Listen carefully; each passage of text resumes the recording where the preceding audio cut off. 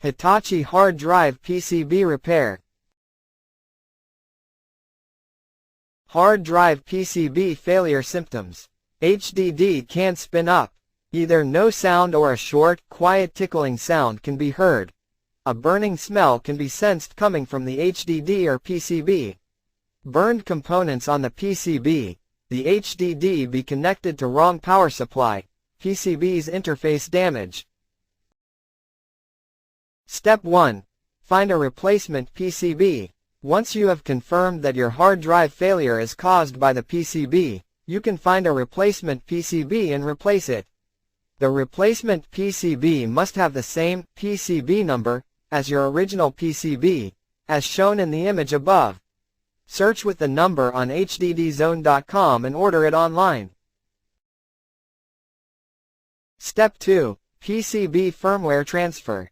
The PCB BIOS, as shown in the image above, includes hard drive's unique configuration data, firmware.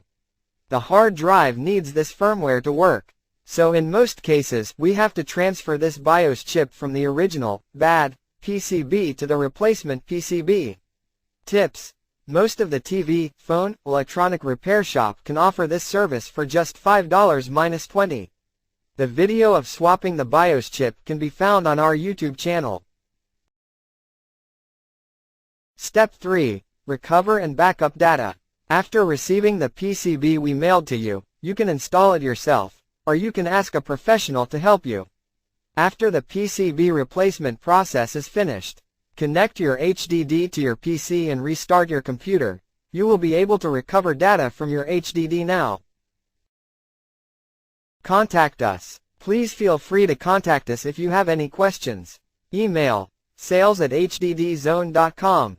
Website, https://www.hddzone.com.